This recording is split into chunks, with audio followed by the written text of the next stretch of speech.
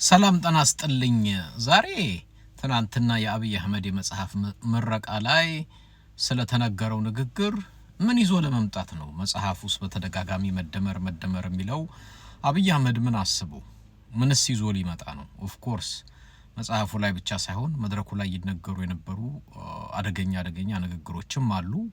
ኢቭን የጦርነት ዝግጅቶችም አሉ። ስፔሻሊ አብይ አህመድ የተናገረው 5 ዓመት ታግሰናል፣ ከዚህ በኋላ በወደብ ጉዳይ የመጨረሻ ነገር ላይ ደርሰናል፣ ትግስታችንን ወይንም ደግሞ ፍላጎታችንን አውቀው ኮምፕሮማይዝ አድርገው ወደ ድርድሩ የሚመጡ ከሆነ ይምጡ፣ ካልሆነ ግን የመጨረሻ ነገር ላይ ደርሰናል ነው። ያው መልእክቱ ለኤርትራ ነው። እንግዲህ ከግድቡ ወደ ወደቡ የሚል ሬቶሪክ ሲቀነቀነም አይተናል። ብዙ ነገሮች ሰምተናል። ግድቡን ልካዚ አብይ አባይን የደፈረም ተብሏል። በፊት እንግዲህ መለስ ዜናዊ ብዙ በዚህ አቅጣጫ ሲባልለት ስለነበረ ለምን ለኔ አይባልልኝም ነው።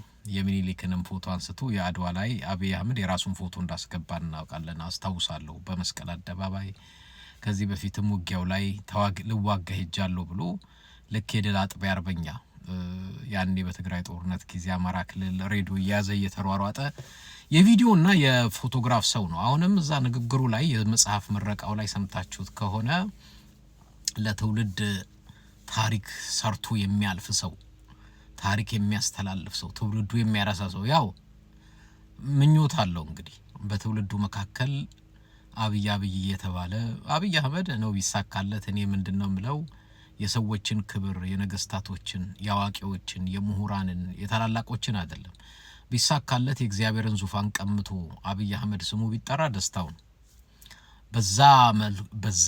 በዛ መንገድ ይሄ የናርሲስት የሆነ ስብዕና ያለው ግለሰብ ስለሆነ እሱ የሚናገረውንና እሱ የሚለውን ነገር ከግምት ውስጥ ያን ያህል ቫልዩ ሰጥቼው አይደለም፣ ግን ይገባናል በእያንዳንዱ ንግግር። አሁን ግን ከሱ አልፎ ይሄ ንግግሩም ስነ ምግባሩም ይሄ ደግሞ ይሄ ምንድነው ስብዕናውም ለህዝብ ትልቅ ዋጋ ሊያስከፍል እየተንደረደረ እንዳለ ይገባኛል። አንድ ሁለት ነገር ግን ላንሳ። አንደኛው መጽሐፉን መደመር የሚለው እመኑኝ ከጥቂት ጊዜ በኋላ አብይ አህመድ ከዚህ ምርጫ በኋላ ህገ መንግስቱን ለውጧለሁ ብሎ ይነሳል። ዩልሲ ታያላችሁ። ለምን መሰላችሁ? አብይ አህመድ ዶክተሮችን ሰብስቦ ስለ ህክምና ማውራት ደፋር ነው። ኢኮኖሚስቶችን ሰብስቦ ስለ ኢኮኖሚ ያወራል። ሚሊተሪዎችን ሰብስቦ ስለ ወታደራዊ ሳይንስ ያወራል። አብይ አህመድ የፈለገውን ሰው ሰብስቦ ምልህ ያንተን ትልቁ ፕሮፌሽን አንተን አስቀምጦ ላስተምርህ ሚል ጀግና ነው። እንደዚህ አይነት ግለሰብ ነገ ጠዋት ህገ መንግስቱ ቁርአን ነው ወይ መጽሐፍ ቅዱስ ነው አይነካ ይለወጥ ሚል ነገር የለኝም። ግን ህገ መንግስት የሚጻፈው የሚለወጠው አትሊስት በተማረ በሚያቅ መሬት ላይ ያለውን እውነታ በሚያቅ ሰው መሆን መቻል ግን አለበት። መደመር መጽሐፍ እያለ የሚያስመርቀል መደመር መጽሐፍን በዚህ መልኩ አነጋጋሪ ይሄማ ወደ ፖሊሲ መቀየር አለበት ሲል ሰምታችኋል። አንዱ የሱ ትልቁ ይሄ እምልህ ቡሻ ያ ጌታቸው ረዳ የሚባለው አንድ ቡልዶግ ነው የሚባለው፣ ቡልዶግ የሚባል ውሻ አለ። እኔ ጌታቸውን ሳስብ እሱ ይሄ ቡልዶግ የሚባለው ይሄ የሚለው እሱ ነው ትዝ የሚለኝ። እና አሁን ቆንጆ የአብይ የቤትና የውጭ ውሻ ሆኗልና ይሄ መጽሐፍ ወደ ፖሊሲ ይቀየራል የሚሏችሁ ነገ ጧት ህገ መንግስቱን ቀይረዋለሁ፣ እለውጠዋለሁ፣ አሻሽለዋለሁ እንደሚል ከምርጫ በኋላ አትጠራጠሩ የሚመጣ ነገር ነው። ግን እኔ የሚያስፈራኝ አትሊስት ይሄን ግለሰብ ቻሌንጅ የሚያደርገው ምልህ በሱ ዙሪያ ያሉ ውሾች ሁሉ አረ እንደዚህ አይነት መጽሐፍ አሁን ጌታቸው ረዳ መቼም በሱ መጠን አብይ ማን ምን እንደሆነ የነገረን የለም። አሁን ጥሩ ውሻ ሆኖ ስታይ እሱ ነው አብይ። አሁን የአገሪቱን እውነታ ሊያሳውቀው የሚችል እውነተኛ ሰው የለም። ስለበሉ ለሱ የሚጮሁለት ብቻ ነው ያሉት። ከዛ የተነሳ ነው አሁን ህዝቡን ዋጋ የሚያስከፍለው ብዬምለው ለዛ ነው። ህገ መንግስቱን እለውጣለሁ ብሎ ይነሳል። ከምርጫ በኋላ አትጠራጠሩ። የሚያሳዝነኝ አንድ ጊዜ ህገ መንግስት ታውቃላችሁ፣ ህገ መንግስትን መጽሐፍም ይሁን መቀየር በሙያው እውቀትና ልምድ ያላቸው ስፔሻሊ ደግሞ የኢትዮጵያን ነባራዊ ሁኔታ በትክክል የሚያውቁ የምሁራን ስብስብ ነው። እንዲህ ዝም ብለህ በቅጡ ጌታቸው ረዳ እንደነገረን ክፍል ውስጥ ቁጭ ብሎ ተምሮ ያላደገ ከ6ኛ ነው ከ7ኛ ክፍል በኋላ የት ቦታ ተምሮ በስነ ስርዓቱ ምን አይነት ወረቀት እንዳለው ማያግለሰብ ህገ መንግስት ለውጣለሁ ብሎ ሌላ ትርምስ ውስጥ እንደሚከተን ግልጽ ነው። በሁለተኛ ደረጃ ከግድቡ ወደ ወደቡ ሲል ሰማለው እንግዲህ ጦርነት ከኤርትራም ሳይድ ከዚህ ከአብይ አህመድም ሳይድ እየተዘጋጁ እንዳለና እያየን ነው። ወል ከኢሳያስም ሳይድ ሳውዲ አረቢያ ከአብይ ሳይድ ደግሞ ዩናይትድ አረብ ኤምሬት አለ። ስለዚህ ቀይ ባህር ኢንተረስቱ ሁሉ ጊዜ የውጪ ነው። አሁን ጅቡቲን ብታዩት ጅቡቲ ወደቡ በሙሉ የሰፈረው የውጭ ኃይል ነው። ምክንያቱም ያው በቀይ ባህር አቅጣጫ ላይ የውጭ ኢንተረስት ከፍተኛ ስላለ ገንዘብ ስለሚያመጣ ቢዝነስ ስለሚሰራ ስለዚህ አሁን ወደ ጦርነት ግባ ብለውታል። እንግዲህ ወደ ጦርነት ይገባል። የኢትዮጵያ ህዝብ ደግሞ ከግድብ ወደ ወደብ ይያለ ያው ለመሀይሙ የሚሰጠው መፈክር የሚሰጠው ፕሮፓጋንዳ አለ።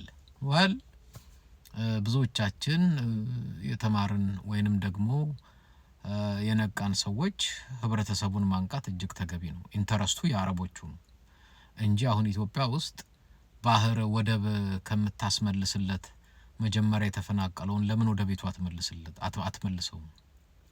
የባህር አሳ አባላሃለው ከምትለው አርሶ ወደሚበላበት እርሻ ለምን አትመልሰው? ስለዚህ ኢንተረስቱ የህዝብ አይደለም። ኢንተረስቱ የውጪ ኢንተረስት ነው። አብይ አህመድ የነሱ ታማኝ ሎሌ አገልጋይ አሽከር ገረድ ነው። ግን አብይ አህመድ እሺ ለአረብ ለዩናይትድ አረብ ኤምሬት ገረድ አሽከር ከሆነ ኢትዮጵያ ውስጥ ደግሞ ለአብይ አህመድ ገረድ አሽከር እንዳትሆኑ እንደኛ አይነት ሰው አትሊስት ደጋግሞ ሊያነቃቸው ይገባል። ስለዚህ የኢትዮጵያ ኢንተረስት ኢትዮጵያ ወደብ አጣች፣ መውጫ አጣች፣ መግቢያ አጣች ሲባል ሰማለሁ። ወል እውነት ነው። ኢትዮጵያ ወደብ ያስፈልጋታል። አዎ ኢትዮጵያ ወደብ ያስፈልጋታል። ግን ወደሚያስፈልጋት ለአረብ አገልጋይ ወይንም ደግሞ ወደቡን አረቦቹ ለሚፈልጉት አላማ እንዲጠቀሙበት የነሱ አሽከር ለመሆን አይደለም። ወደብ የሚያስፈልጋት እንደ ህዝብ ነው። ትልቅ ህዝብ ነው። ኢትዮጵያ ህዝብ ወደብ ያስፈልገዋል።